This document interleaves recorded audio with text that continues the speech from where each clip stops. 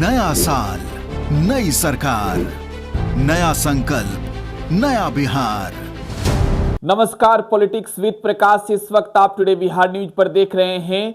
मैं हूं आपके साथ प्रकाश सिंह। देखिए, पॉलिटिक्स विद प्रकाश में बात करेंगे बिहार के मुख्यमंत्री नीतीश कुमार की। पॉलिटिक्स विद प्रकाश में आज बात करेंगे तेजस्वी प्रसाद यादव की और बात करेंगे नीतीश कुमार के सांसदों की। दरअसल कड़ाके के इस ठंड में भी बिहार की सियासी माहौल इस वजह से गरमाई हुई है कि खबर है नीतीश कुमार को लेकर कि उनके सांसद बीजेपी के संपर्क में हैं। पटना से लेकर मुंबई तक इस बात को लेकर चर्चा हो रही है और दिल्ली में भाजपा के नेताओं की टेंशन भी बढ़ी हुई है। बीजेपी के नेता रणनीति भी बना रहे हैं और चर्चा यह है कि बिहार में कुछ ही वक्त में सरकार गिर जाएगी, सरकार बदल जाएगी। यह नया साल है, यह नव वर्ष 2025 है और इस नव वर्ष में, इस नूतन वर्ष में नई सरकार फिर से बिहार के जनता को देखने को मिल सकता है। तो आज इसी पर चर्चा होगी कि क्या नीतीश कुमार फिर से पलटी मारने जा रहे हैं। दरअसल नीतीश कुमार के राजनीतिक चाल को शायद ही कोई समझ पाता है। नीतीश राजनीति के इतने धुरंधर, इतने माहिर खिलाड़ी हैं और आप यह कह सकते हैं अपने भाषा में कि इतने महीन खिलाड़ी हैं कि उनके चाल को उनके साथ रहने वाले भी न समझ पाते हैं, न भांप पाते हैं। यही वजह है कि तेजस्वी यादव इस बात का अंदाजा भी नहीं लगा पाए कि नीतीश कुमार उनके साथ जो वर्ष 2022 के अगस्त महीने में आए थे, वो जनवरी 2024 में उन्हें छोड़ जाएंगे। राजनीति में बेवफाई का मतलब क्या होता है और बेवफा किसे कहते हैं, अगर यह समझना हो तो बिहार की राजनीति को लेकर बिहार की जनता से सवाल पूछिए। स्पष्ट उदाहरण के तौर पर नीतीश कुमार का नाम लेकर वो समझा देंगे। नीतीश कुमार न बीजेपी के साथ रहते हैं तो असहज महसूस करते हैं, न ही आरजेडी के साथ।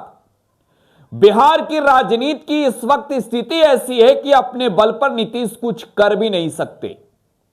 बिहार विधानसभा चुनाव 2020 में विधानसभा के अंदर राष्ट्रीय जनता दल सबसे बड़ी पार्टी बनी तो नीतीश कुमार की पार्टी जनता दल यूनाइटेड तीसरे नंबर पर चली गई। मात्र 43 विधायक जीते 243 सीटों पर।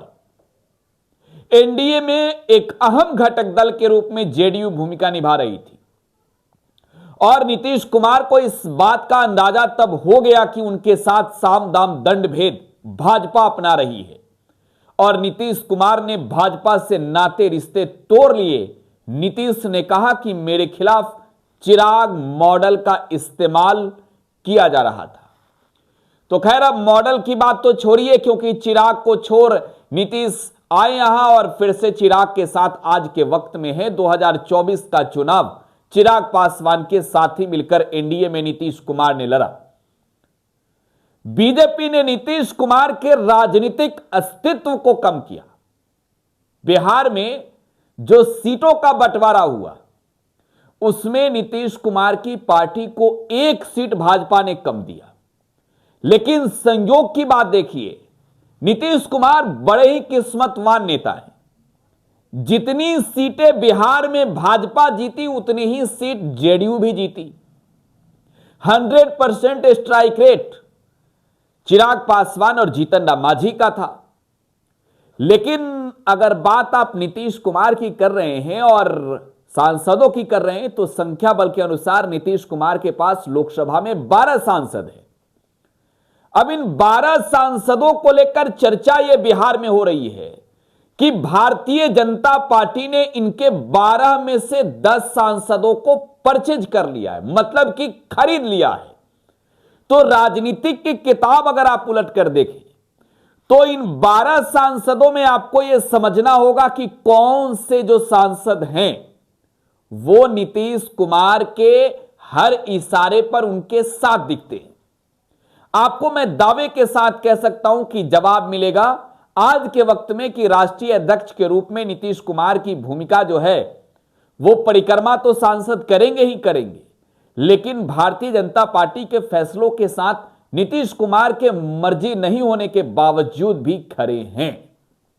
यह एक अहम पहलू है।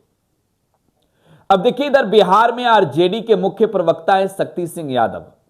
शक्ति यादव ने कहा कि नीतीश के 12 में से 12 सांसद बिक चुके हैं।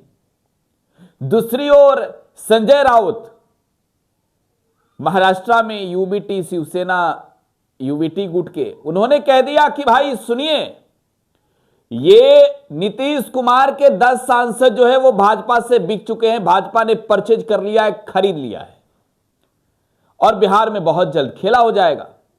देखिए, एक सच्चाई यह भी है कि नीतीश कुमार इस बात को जानते हैं कि भाजपा उनके खिलाफ जुगत में जरूर लगी होगी। भाजपा को दिल्ली की सरकार बचानी है और दिल्ली की सरकार को बचाने के लिए जरूरत है नीतीश कुमार के सांसदों की। अगर नीतीश कुमार के सांसद नहीं हैं, अगर नीतीश कुमार के सांसद अगर बीजेपी के साथ नहीं है, तो आप यह कह सकते हैं कि नरेंद्र मोदी की कुर्सी भी जो है वो डगमग डगमग डगमग डगमग हो रही होगी। अब नीतीश कुमार इस बात को लेकर आप जानते हैं कि सहज कितने होंगे, असहज कितने होंगे। देखिए, इधर बिहार में पूर्व मुख्यमंत्री व राष्ट्रीय जनता दल के मुखिया लालू प्रसाद यादव का एक प्रतिक्रिया इस बीच आ जाता है।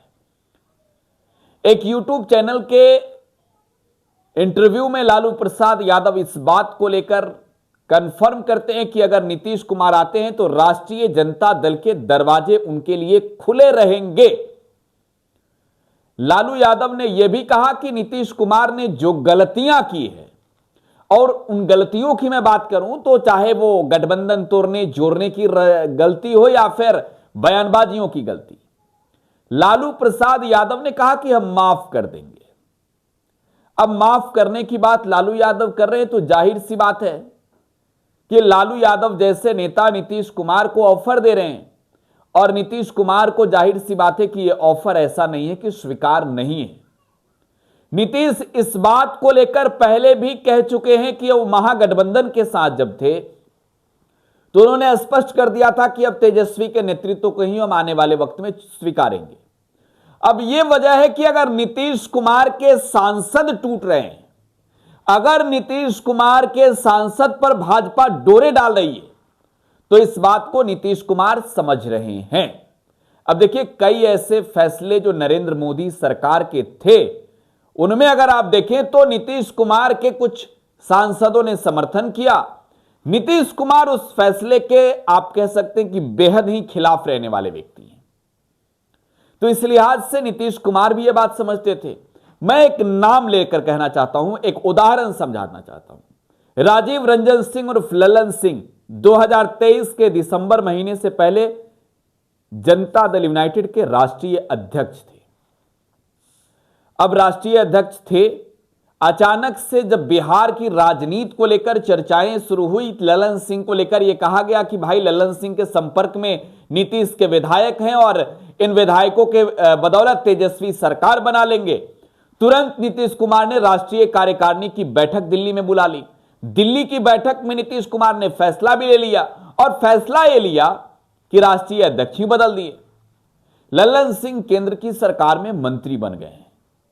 नरेंद्र मोदी सरकार की वाहवाही करने से नहीं थक रहे हैं और मैं कह सकता हूं कि नीतीश कुमार ने ललन सिंह को ऐसे ही राष्ट्रीय अध्यक्ष के पद से नहीं हटाया था। नीतीश कुमार कुछ न कुछ जरूर जान गए थे, समझ गए थे। तो अब वक्त है तेजस्वी यादव के पास। तेजस्वी यादव ने हाल के वक्त में टुडे बिहार न्यूज को दिए इंटरव्यू में यह दावा करके कहा कि नीतीश कुमार एक थके हुए मुख्यमंत्री हैं और नीतीश कुमार की सरकार को नीतीश कुमार नहीं चला रहे हैं, दिल्ली में बैठे अमित शाह, मोदी जैसे नेता चला रहे हैं। तेजस्वी यादव ने कहा कि नीतीश के 4 करीबी, मैं नाम ले लेता हूं, उन्होंने नाम नहीं लिया, ललन सिंह, संजय झा, अशोक चौधरी और विजय चौधरी, ये चारों नेता जो है वो भाजपा से बिक चुके हैं। इन पर भाजपा ने अपना अब हक जमा लिया है और तेजस्वी यादव कहते हैं कि उनके चाचा यानी नीतीश कुमार हाईजैक हो गए। एक और लालू यादव ऑफर दे रहे हैं, दूसरी ओर तेजस्वी यादव कह रहे हैं कि नहीं नहीं, वो तो पत्रकारों को ठंडाने के लिए बोल दिया। अब इन सब बातों का अगर निष्कर्ष आप देखें तो नीतीश कुमार के सामने जो ऑफर लालू प्रसाद यादव का है और जो खबर बीजेपी को लेकर है कि बीजेपी जेडीयू के सांसदों को खरीदने में लगी है, नीतीश अचानक से फैसला लेकर फिर से राजनीति पारा को हाई करके भारतीय जनता पार्टी को धक्का देकर सत्ता से बाहर कर सकते हैं। और यह खबर किसी भी वक्त कंफर्म हो सकती है। बहरहाल आपकी भी निगाहें उस तस्वीर को ढूंढ रही होगी जब फिर से चाचा और भतीजे की जोड़ी दिखेगी। हम तो खबरों को बारीकी से ढूंढ ही रहे हैं, आपको एक एक अपडेट दे ही रहे हैं। आप टुडे बिहार न्यूज के साथ बने रहें। धन्यवाद।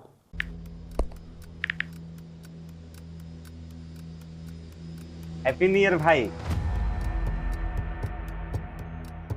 Happy new year. काहे रे भाई, तोर जिंदगी में ऐसा का हो गल कि तोरा की नौका साल हैप्पी लाग रहल बा? मतलब ई कि नयका साल तो आ गइल, हाँ, लेकिन बदले वाला का बा?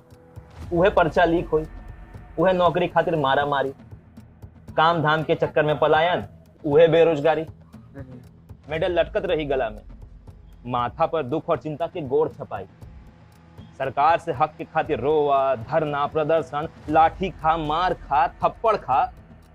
20 साल से दुख चिपकल बा, कहवा से हैप्पी हो दी रे भाई? बात तो तू एकदम सही बोला था। अब बता, बिहार के युवन के न्यू ईयर कब हैप्पी हुई?